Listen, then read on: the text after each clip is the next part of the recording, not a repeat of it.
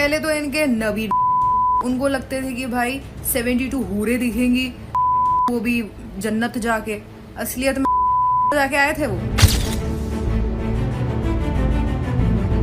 A group of people of our country got hurt following the such and such made comment in social media or where you have made this comment, I don't know, got hurt. And this case and this incident had given rise to 3 or 4 cases. So will it change? So admittedly a section of the people of our country, their sentiment, you have hurt their sentiment. Just a minute, my lord. Look, No. we have I'll answer. we have freedom of speech and expression. Can I- That does not mean that you will go on to hurt the sentiments answer? of us. पैगंबर मोहम्मद पर आपत्तिजनक टिप्पणी के मामले में गिरफ्तार law student Sharmishtha Panoli मामले पर कलकत्ता हाईकोर्ट में सुनवाई हुई। पनौली की तरफ से पेश हुए वकील ने उनके खिलाफ दर्ज एफआईआर को रद्द करने की मांग की। साथ ही ये तक कहा कि शर्मिष्ठा के साथ बहुत गलत व्यवहार किया जा रहा है, यहाँ तक कि मुझे भी कोर्ट के बाहर धमकियां मिल रही हैं। कलकत्ता हाईकोर्ट की वेकेशन बेंच की सुनवाई कर रहे जस्टिस पार्थ सारथी चटर्जी ने इस दौरान आदेश दिया कि राज्य सरकार पनौली की कथित कार्रवाई को लेकर अब कोई नया मामला दर्ज नहीं करेगी। 5 जून को अगली सुनवाई के दौरान केस डायरी प्रस्तुत करने का भी निर्देश दिया। एक तरह से देखा जाए तो शर्मिष्ठा पनौली को राहत नहीं मिली और उसे 2 दिन और न्यायिक हिरासत में ही काटनी पड़ेगी। लेकिन इस दौरान पनौली की तरफ से कोर्ट में सीनियर एडवोकेट डीपी सिंह, वहीं स्टेट का पक्ष रखने आए सीनियर एडवोकेट कल्याण बैनर्जी के बीच जोरदार बहस देखने को मिली। बहस के दौरान कल्याण बैनर्जी ने तो डीपी सिंह पर ड्रामा करने तक का आरोप लगा दिया। कल्याण बैनर्जी और डीपी सिंह के बीच जोरदार बहस। पनौली के एडवोकेट डीपी सिंह, उन्हें शिकायत की जांच के लिए पुलिस के समक्ष उपस्थित होने के लिए कोई नोटिस नहीं दिया गया। यहां तक कि पनौली और उसके पिता खुद निकटवर्ती थाने में जाकर उनको मिल रही धमकियों को लेकर शिकायत दर्ज कराई थी। कोलकाता में एफआईआर दर्ज होने के बाद उसे और उसके परिवार को कानूनी नोटिस भेजे गए थे, लेकिन वो अपने परिवार के साथ फरार हो गई, तो अदालत ने उसके खिलाफ गिरफ्तारी वारंट जारी किया था। एफआईआर में कुछ नहीं है।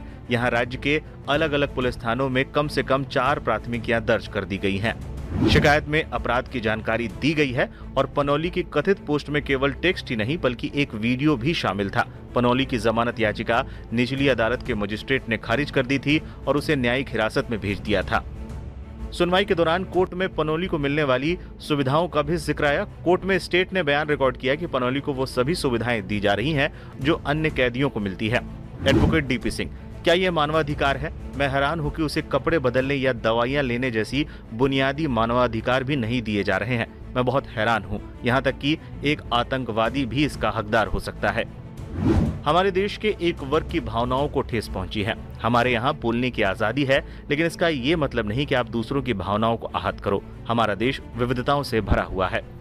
सर, मेरी क्लाइंट बहुत ज्यादा परेशान है। उसे कई बीमारियां भी हैं माय लॉर्ड। उसे जेल से रिहा करके भी सुनवाई जारी रखी जा सकती है। मुझे भी कोर्ट के अंदर और बाहर धमकियां मिल रही हैं। सोचिए लड़की के साथ क्या व्यवहार हो रहा होगा। ये सब ड्रामा है। आप कोर्ट के अंदर बहस नहीं, ड्रामा कर रहे हैं। कोर्ट अभी इसमें कोई सुनवाई नहीं कर सकती क्योंकि स्टेट की ओर से कोई मटेरियल सबमिट नहीं किया गया है। यहाँ तक कि वो बयान भी सबमिट नहीं किया गया है। 2 दिन में कुछ नहीं होगा। स्टेट को केस डायरी सबमिट करने दीजिए। सर प्लीज मेरी बात सुन लीजिए। सीडी आने में कितना टाइम लगेगा? गार्डन रीच पुलिस थाने से लंच के बाद ही सीडी आ सकती है और इस पर सुनवाई आज ही हो जाएगी। हमारे पास और भी केस है, हम सिर्फ यही केस नहीं सुन सकते और आप अपनी एनर्जी बचा के रखिए। गार्डन रिच पुलिस थाने में दर्ज मामले की जांच की जाएगी, जिसके सिलसिले में पनौली को गिरफ्तार किया गया है, जबकि इस संबंध में दर्ज सभी अन्य प्राथमिकियों में कार्रवाई अगले आदेश तक स्थगित रहेगी। बताते चलें, कोलकाता पुलिस ने शुक्रवार रात हरियाणा के गुरुग्राम से शर्मिष्ठा पनौली को सांप्रदायिक टिप्पणियों वाला एक वीडियो अपलोड करने के मामले में गिरफ्तार किया था। वीडियो में कहा गया था कि बॉलीवुड कलाकार ऑपरेशन सिंदूर पर चुप हैं। इसके अलावा पैगंबर से जुड़ी भी कुछ बातें कही गई थी। शनिवार को कोलकाता की एक अदालत ने पनौली को 13 जून तक की न्यायिक हिरासत में भेज दिया। कलकत्ता उच्च न्यायालय ने मंगलवार को पश्चिम बंगाल सरकार को निर्देश दिया कि वो कानून की पढ़ाई कर रही शर्मिष्ठा पनौली की गिरफ्तारी से जुड़ी केस डायरी 5 जून को उसकी अंतरिम जमानत याचिका पर दोबारा सुनवाई के दौरान अदालत में पेश करे। मामले की अगली सुनवाई गुरुवार 5 जून को होगी।